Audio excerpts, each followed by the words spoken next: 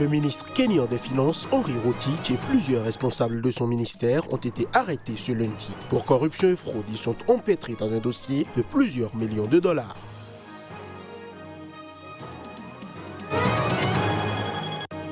Le dépôt des candidatures pour les législatives du 6 octobre a débuté ce lundi en Tunisie. Un scrutin qui pointe alors que le code électoral adopté par le Parlement n'a pas été ratifié par le président Essebsi.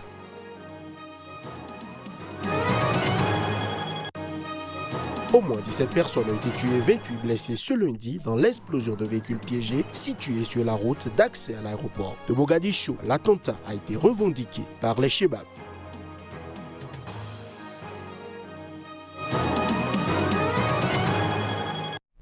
Voilà pour les titres de cette édition. Bonsoir à chacun, bonsoir à tous.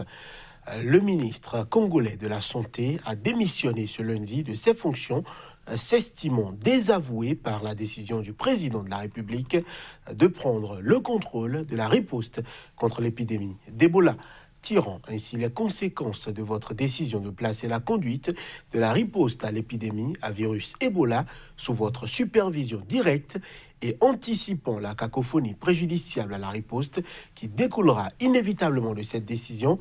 Je viens par la présente vous présenter ma démission de mes fonctions de ministre de la Santé, a écrit le ministre, le docteur Oli Ilunga, dans une lettre ce lundi déclarée le 1er août dernier. La 10e épidémie de fièvre hémorragique a fait 1737 morts, principalement dans la région de Béni et Boutombo, selon le dernier bulletin du ministère de la Santé publié ce dimanche.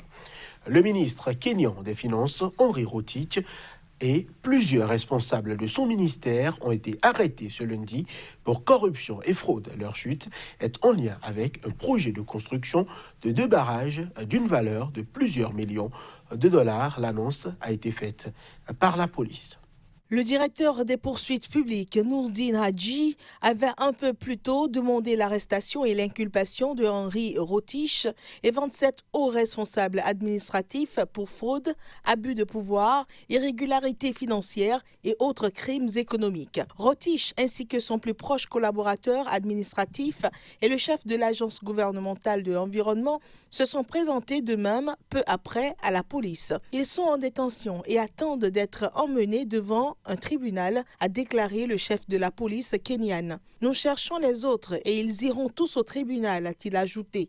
Selon Hadji, le projet prévoyant la construction de 2 barrages destinés à améliorer l'approvisionnement en eau dans un pays souvent frappé par la sécheresse et à fournir de l'électricité était criblé d'irrégularités dans la conception, l'obtention du marché et le processus de paiement. Il a affirmé que l'attribution du contrat à la firme italienne CMC di Ravenna avait contourné toutes les procédures en place sans tenir compte des difficultés de l'entreprise qui faisait l'objet d'une liquidation judiciaire et n'avait pas achevé 3 autres barrages coûteux. Le contrat prévoyait que le coût total du projet serait de 450 millions de dollars, mais le ministère des Finances avait augmenté ce montant de 164 millions de dollars sans justification adéquate. Quelques 180 millions de dollars avaient déjà été versés sans que la construction des 2 barrages ait commencé. 6 millions de dollars avaient aussi été affectés à la relocalisation des riverains touchés par le projet.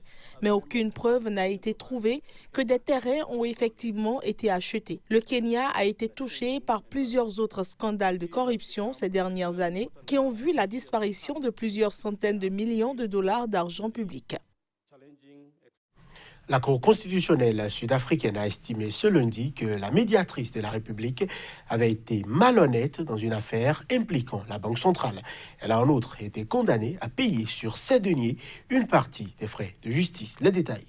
Buziziwe Mkweban est une juriste indépendante chargée de contrôler les actions de l'exécutif et d'enquêter sur la corruption publique, mais elle est considérée par certains comme une alliée de l'ex-président Jacob Zuma. Ce dernier l'a nommée à ce poste avant d'être contraint à la démission en février 2018. Le président Cyril Ramaphosa, qui a succédé à Zuma à la présidence du parti au pouvoir, l'ANC, puis du pays, a annoncé dimanche qu'il allait poursuivre Mkweban en justice.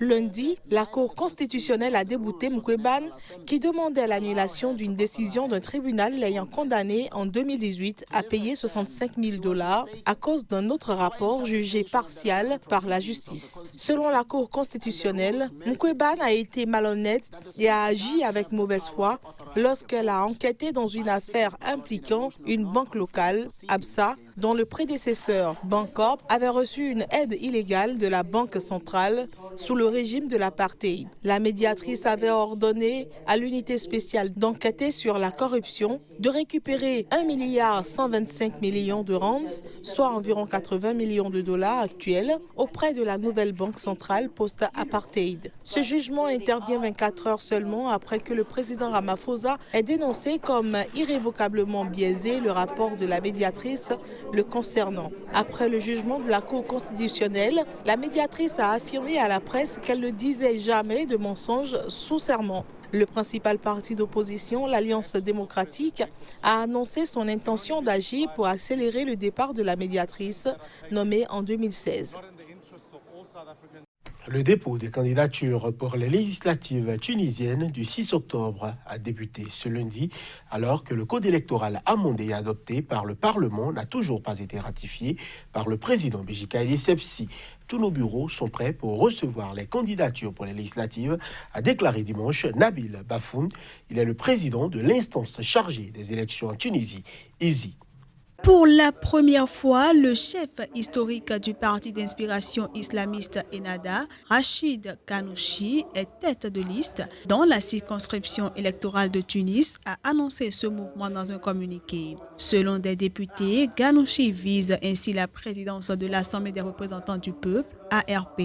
Dans son communiqué, Ennahda a également exprimé sa préoccupation concernant la non-ratification du code électoral amendé et adopté par l'ARP. Samedi, un conseil à la présidence de la République a indiqué que le président Béji Caïd Essebsi n'allait pas ratifier ce code électoral sans donner plus de détails. Pour le président de l'ICI, la non-promulgation du code électoral amendé n'entraîne aucune confusion dans la tenue des prochaines élections législatives et présidentielle, et c'est l'ancienne loi électorale qui sera appliquée. Cette loi électorale a fait l'objet en juin d'amendements polémiques votés par le Parlement. Il pose de nouvelles conditions aux candidats, dont le fait de ne pas avoir distribué d'aide directe à des citoyens, ni d'avoir bénéficié de publicité politique.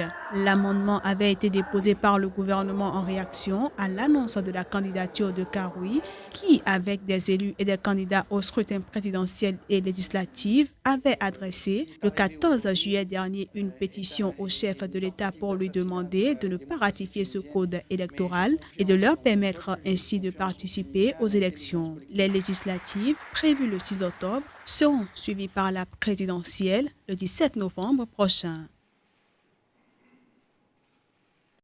Au Niger, les jeunes africains se sont mobilisés autour d'un symposium international de la jeunesse sur la consolidation de la paix, la prévention de l'extrémisme violent, la migration irrégulière et l'initiative 1 million d'ici 2021. Investir dans la jeunesse africaine pour relever les défis du continent. Plus de détails avec notre correspondant sur place, Abdul Karim Mamadou. Après les chefs d'État et de gouvernement qui se sont réunis à l'occasion du sommet de l'Union africaine et de la zone de libre-échange continentale, ce sont les jeunes qui se sont donné rendez-vous à Niamey.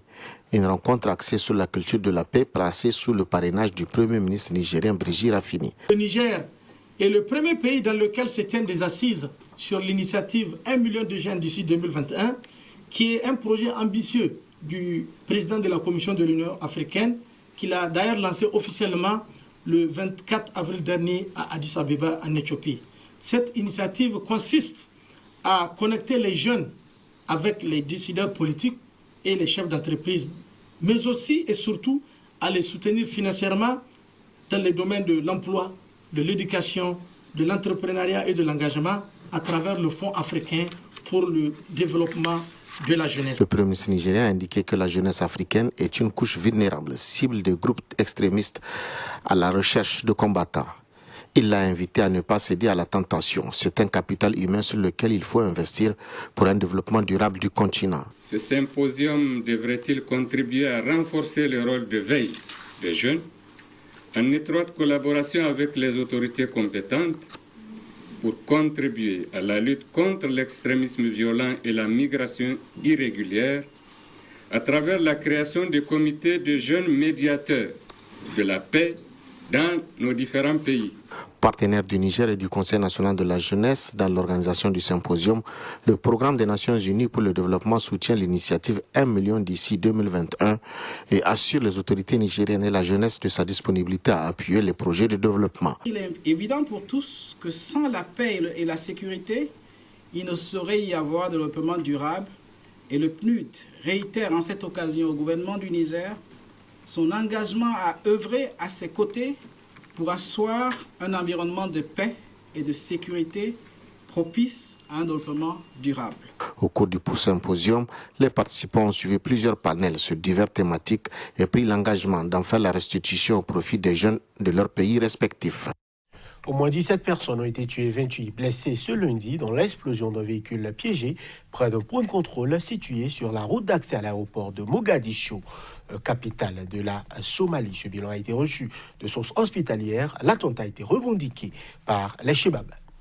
Les corps de 17 personnes qui ont été tuées dans l'explosion ont été admis à la morgue de l'hôpital, tandis que 28 personnes ont été admises pour des blessures diverses, a déclaré à la presse Mohamed Youssouf, le directeur de l'hôpital Médina, le principal établissement hospitalier de la capitale. Le véhicule a tenté de forcer le passage au barrage et explosé près d'un hôtel, dans un endroit très fréquenté, a indiqué un responsable sécuritaire présent sur les lieux, Abdoulahi Ahmed. Nous avons vu le véhicule hostile quand il a essayé de dépasser les autres véhicules alignés en prenant la gauche de la route et il a explosé près de l'hôtel Afrique.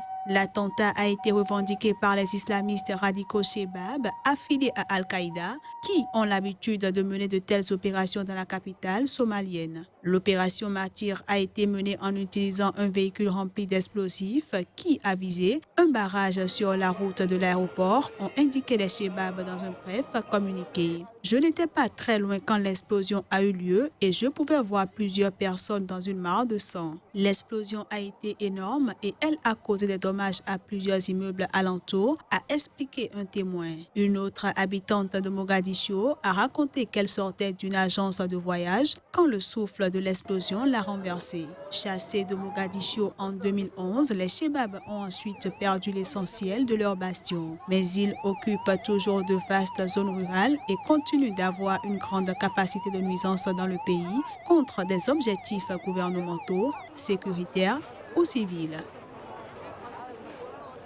Et voilà qui met terme à cette édition. Merci de l'avoir suivi.